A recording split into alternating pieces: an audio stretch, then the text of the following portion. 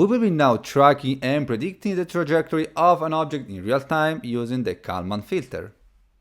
Hi, welcome to this new video. My name is Sergio, I'm a computer vision developer and consultant, and I help companies, freelancers, and students to easily and efficiently build computer vision projects. We're going to see today Kalman filter. Most important, we're going to see a practical approach of the Kalman filter to track and predict the trajectory of an object.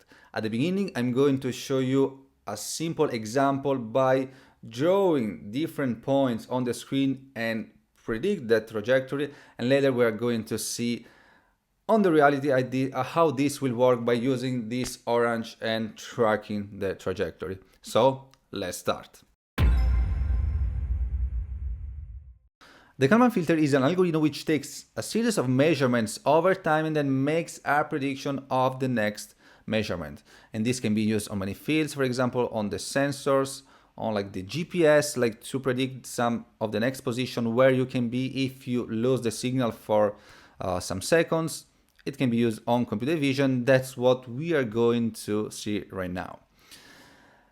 We will see the easiest possible implementation of the Kalman filter. Before starting, you need to know that you need to have OpenCV installed. So if you don't have OpenCV, you can just install OpenCV by typing on the terminal. So if you have Windows, you go on Start, CMD, you open the terminal, pip install OpenCV-Python, and you press enter.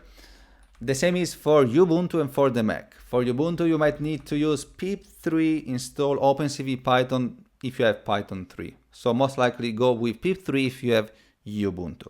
Once you have this, everything that I'm teaching right now is free to download from my website. So I'm going to put the link down below where you can get all the source codes, and also you will have access to a more detailed article where there is the explanation and screenshots of what I am explaining right now. So check that out. And this is the source code that you're going to get when you click on the link. You're going to have this sample that we're going to use, the background, and a real example of where I'm launching the orange, the video that we'll use, so you can download also that footage. Then the Kalman filter Python file, which has all the simplified functions of Kalman filter, so you need absolutely to have that to follow along. Now, we're going to import, first of all, from Kalman filter, we are going to import Kalman filter. So this is the file that I've created that you need to download. So you put the file Kalman filter together with the main Python file so that you can import this later. If you don't get any error when you're running this one, it means that you're doing the job correctly. So I want to be clear right now before moving ahead so that you can easily follow. I have the main.py, which is empty because I'm coding that right now. You will get most likely with all the things that I've written already, so you will get this prepared already. But if you want to follow along, you can start with an empty one, and then Kalman filter.py, which has already the functions inside. So we import Kalman filter. Now let's initialize Kalman filter. kf equals Kalman filter. Now our Kalman filter is pretty much initialized. When we give to the Kalman filter some values, in return we're going to get a prediction. Let's say, for example, predicted equals kf.predict, and now let's give two values, 50 and 100, and now let's print predicted. And now we have 0, 0, which doesn't mean anything, and that's normal to be this way because the Kalman filter needs multiple measurements over time to make some prediction. So now we gave 50, 100, and we have 0, 0. Let's now give another position. Let's say 100, 100, and let's see what we have now predicted. Now we have 50, 50. And don't worry if this doesn't make sense, because soon this is going to make a lot of sense. Let's say 150 and 100. And now it's like the same of what we're doing, of what we're getting, 150, 100, 200, and 100. And you see that now we have 238, 114. Now, these were just random numbers, which normally in computer vision should be like the X position and the Y position. I know that this doesn't make any sense right now, so what I'm going to do, I'm going to load an image and simulate the movement of a ball. So let's load now an image, and I'm going to load the blue background that I have, and it will be with the files that you will be able to download. Image will be cv2.im read blue background.webp, and of course we need to import cv2, which is the OpenCV library, which you should have already installed, because I said that at the beginning. Let's import cv2. Now I'm going to load the image. Let's now show this image, cv2.im show emg, and then emg. And to make sure that we are loading this correctly, I'm going to run this one, and we are loading, but we're not stopping. So you could see it opened, but then it closed itself soon. So we need a wait key event to keep that open. cv2.wait key 0. So this is going to freeze the frame and keep it on hold. Let's run this one. We have now this blue background. I just used this one. Look, it looked fancy. Now I'm going to simulate the movement of a ball, like straight from the left to the right. How do we simulate the movement of a ball? Let's give different points where the ball is going to be over time. So I'm going to give the position to the ball. So let's say ball positions. So this will be the ball positions over time. And I'm going to use the same values that I was using before. 50, 100, 100, 100, 150, 100. And now I'm going to draw the ball. Later we're going to add more points, but let's see now this ball. So to do this, we're going to make 4 point in ball positions. So for each point, we're going to draw a circle, which the circle will be the ball. cv2.circle. We're going to draw the circle where? We're going to draw the circle on EMG. The position of the circle is going to be point PT. So when we loop through it, we have first point is this one, second point is this one, third is in this one. So we have 3 positions of the ball. cv2.circle EMG PT. Now, how big do we want the ball? Let's make 15 pixels thick so that we can see that well. And then, what color do we want the ball? We have the BGR format to draw the color, so we put 0 blue. Let's make it somehow red. Let's put a bit of green, 20 and 220 of red, and -1 to fill the circle with a color. Now let's run this one. Okay, here we have 1, 2, 3. So let's say that this is the same ball over time. On the first frame, it was here, second frame here, third frame here, and so on. Let's now put more points, 200, 100, 250, 100, 300, 100, 350, 100, and let's draw this again. So we have these points. If I ask you where is the next point going to be, if you see there is a constant speed, so it changes only from 50 pixels to one position to the other. So you just by looking at this, you can estimate that the next position can be this one, which will be 400, 100, 400. By the way, this is a very simple example. Later we'll make something just slightly more advanced before applying this in real time. So before we were ending up here, and now we're doing it here. Why do we need Kalman filter now? So as I said at the beginning, Kalman filter is made for predictions. So consider that we made an estimation over time, but we have only these points. What if we want to have all the points till the end of this background? How can we get the position of that? We can use the Kalman filter to make a prediction of that, because it took the measurements, so it knows that there is 50 pixels between each of them, and it's going on a constant on the same line. And so let's try that. It will make more sense if we just now implement Kalman filter. What we are going to do now is for each point, we're going to give the point to the Kalman filter, and later we're going to get the prediction of the next point. So when we loop through the point, we also let's make predicted equals Kalman filter dot predict, and we're going to predict point, let's give the x and let's give the y, point 0 and 1. So we give the x and the y to the Kalman filter x and y. And let's now draw the predicted position. Okay, we don't need 4. Let's just draw a circle of different color. So I'm going to take this, instead of drawing a red circle, we're going to draw a blue circle.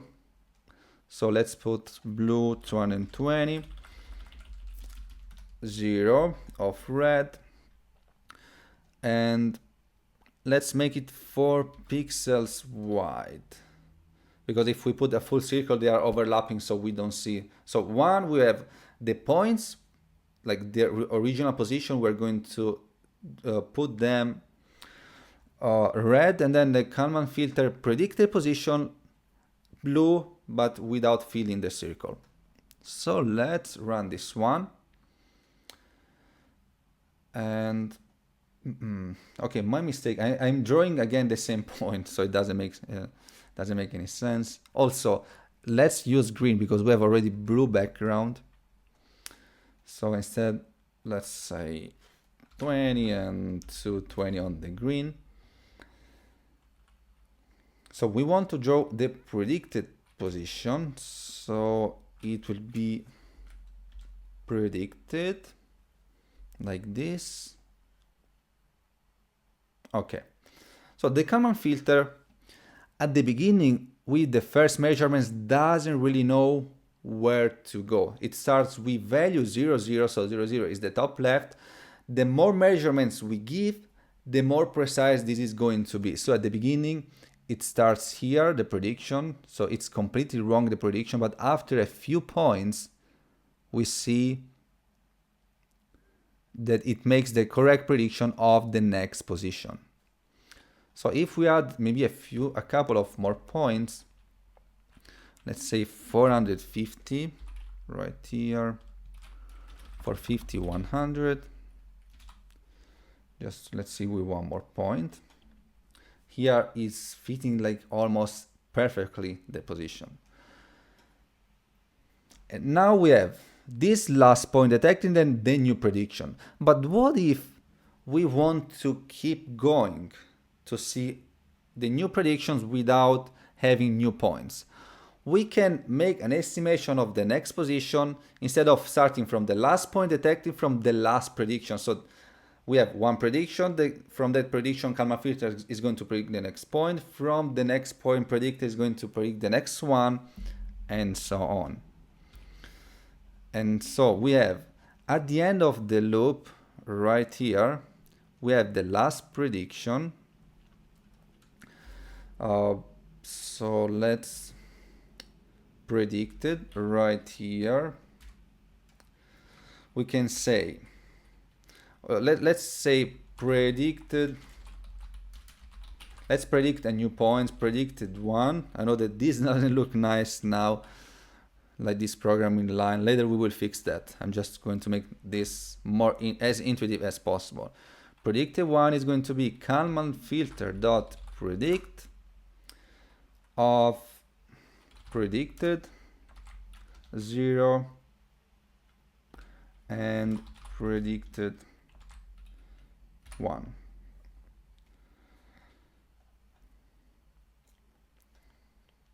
And let's now show predicted 1.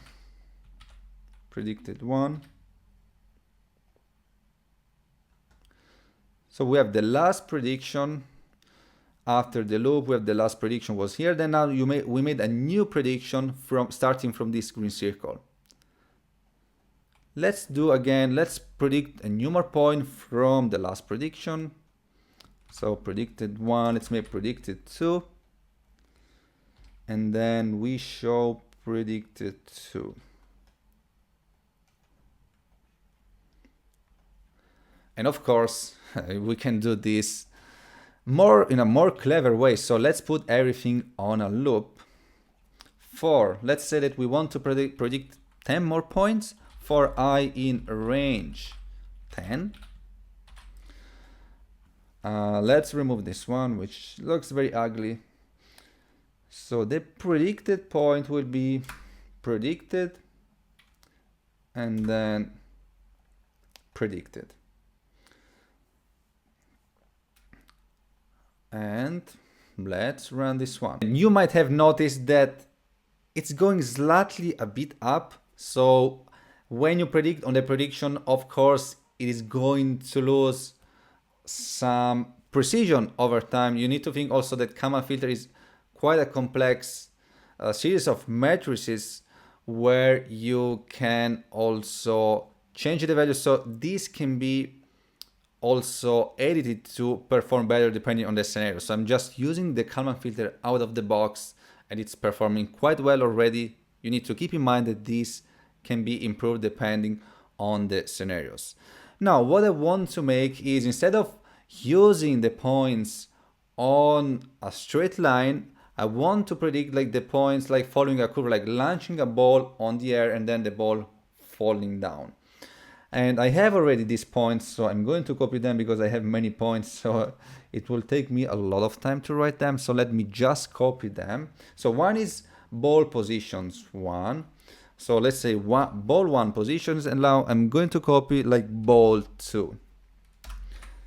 Ball 2 will be ball 2 positions. Ball 2 positions. For the moment, I'm not going to draw the predicted position. Let's just see now what we've got. Here I'm going to simulate launching a ball, and then the ball following the curve is, of course, because of the gravity, the ball is falling down. And we want to see if the Kalman filter keeps going or like it adapts to the movements. So let's check if we show the Kalman filter prediction as we were doing before. Let's see how this will work. So I'm going to run this one. And you see, of course, at the beginning, the first few points, Kalman filter doesn't have enough measurements to make the prediction. But after it gets the points, you see that automatically it adapts very well. And now it can follow the trajectory. So we know that the ball is falling down and it keeps going.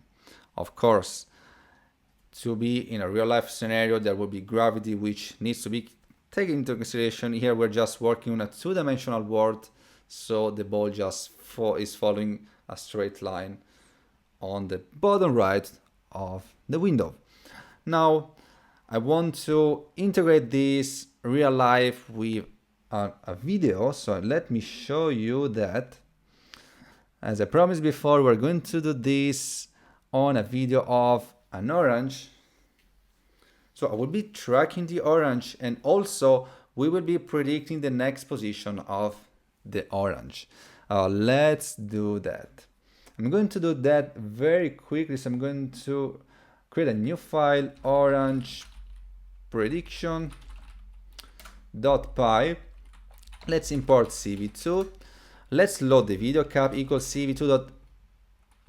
video capture, and now we're going to load the video, which is orange.mp4. Let's now show the video on the screen. While true, red frame equals cap.read. And now cv2.im show. We want to show the frame, and then and then frame. Now cv2.wait key 0. So it's exactly what I was doing before, but instead of loading an image, we are now loading a video. To prove you that this is working, let's load and run this one. So this is the first frame of the video. Now there is cv2.wait key. When we press the key, we go to the next frame. You can see now I'm pressing the spacebar or any key, and we go to the next frame, and I'm showing now the ball moving. Of course, this is a video, so we want a video in real time. And how do we get the video? Simply, instead of wait key 0, which is freezing the frame, we put wait key 1, so it waits 1 millisecond and it goes to the next frame. So if I run this one, we see, oh, very fast, it's waiting just 1 millisecond between each frame. Also, we want to quit the video if we want, so key equals cv2.wait key 1. If the key is 27, which is the S key on the keyboard, we're going to break the loop. Also, when we run this, the video finishes and we get an error on line 8. It is saying that we're displaying something with size 0 and size 0, because the video at some point ends, it doesn't have any frame anymore, but it keeps trying to show the frame even if there is no frame. So we want to avoid that, so we say if red is false, we break.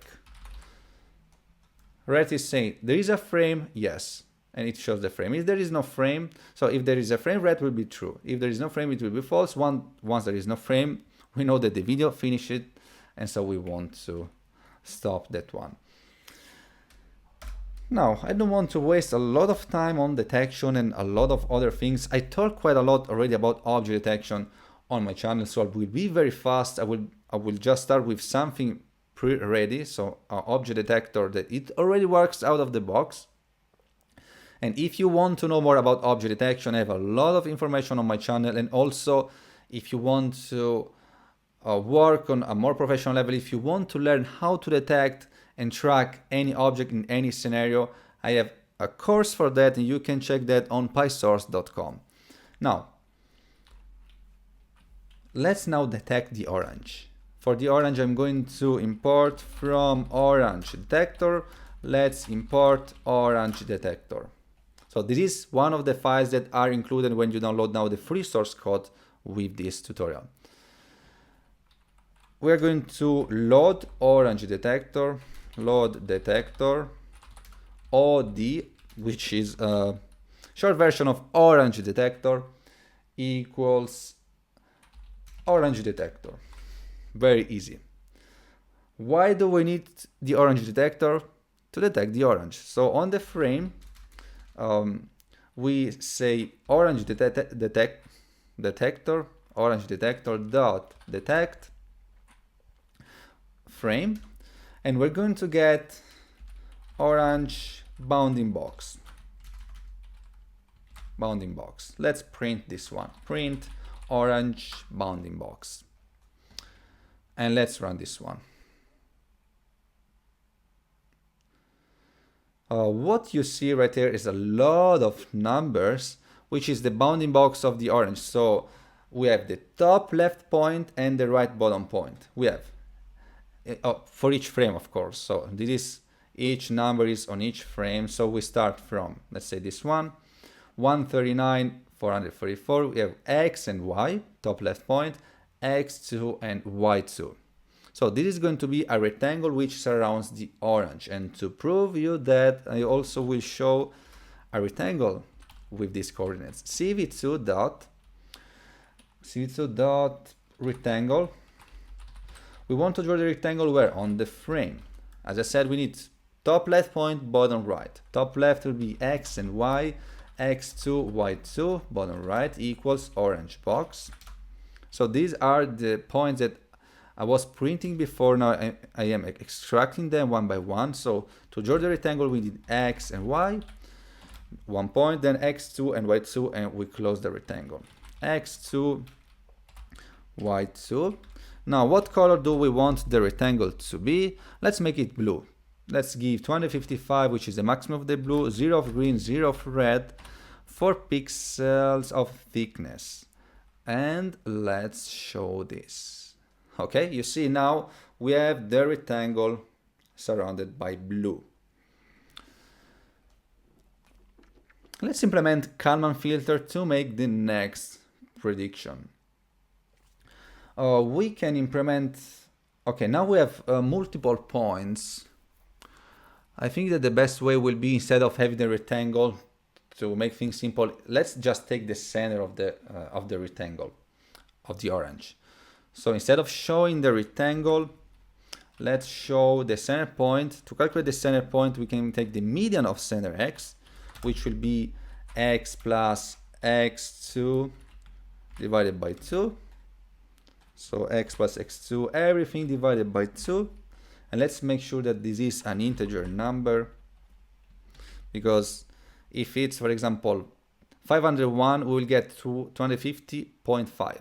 The pixel is either 250 or 251. We cannot have float numbers, so that's why I convert this into int. Then center y, int y, it's the same, but for the y, y plus y2, and then divided by 2. And instead of showing the rectangle, we're going to show a circle. So cv2.circle on the frame. Let's make the circle on center x, center y, then x, the radius of the circle, let's make it 20 pixels of radius, and let's make the circle blue. 255, 0 and 0, and then -1 to fill the circle. Okay, I'm thinking if it's better to make this. Okay, we have the orange. I don't want to make a confusion. So we were using the blue for the prediction. So let's use red here and blue later for the prediction. So we have a red circle. So this is the orange that I'm moving. This is the this is the detection of the trajectory of the orange. Let's now import Kalman filter. Let's make the prediction in real time. So how do we do that? From Kalman filter, we import Kalman filter. Let's load Kalman filter to predict the trajectory. So kf equals Kalman filter, and then each time we get a point, we get center x and center y. So also we want to predict the next position of the orange. Predicted equals kf dot predict center x, center y, and we're going to show a blue circle with the predicted position. CV2, and the blue one will be the predicted 255 and 0. And let's run this one. Okay, I guess the blue one is covering the other one. Okay, I'm not using the predicted points, I'm using the same points. So predicted 0 and predicted 1. So we have x and y of the predicted points. -1. I'm not going to fill the circles anymore, otherwise they will be overlapping. So let's give 4 pixels of radius, because if we fill them, then we don't see the rest. Also, let's wait a bit more between each frame, otherwise there is no time to realize the position. So let's make the video a bit more laggy, and let's wait a few milliseconds, and let's see what happens. Of course, the blue one is always a bit ahead of the red because it's predicting the next position, and it's nice. it's quite nice what we see. Now you might be wondering, why do we need Kalman filter? This is very important where we are tracking multiple objects, and for example, if we are tracking people, and some people is occluding the, let's say that there are two people, one crossing from this side to the other and one crossing on this way. At some point they are going to be on the same position, and some of them is going to be hidden from the other, so there is occlusion. When we have Kalman filter, we can understand that they are occluded, but one will be on this position and the other one will be on this position, and so it's easy to follow the ID of both people and to have a correct prediction. And it's very important when you are tracking and counting people or any kind of objects to be precise when there is occlusion, and that's why we have Kalman filter. Kalman filter is used also on more advanced algorithms like sort and deep sort, which I use for commercial projects, so it's a very important topic that it's used on real life scenarios. If you want a more practical use of this for commercial projects or for projects to detect and track with high precision each object, I recommend to check the course on pysource.com, where you can get ready source code to implement on your machine to detect and track objects with precision. This is all for this video. See you on the next video.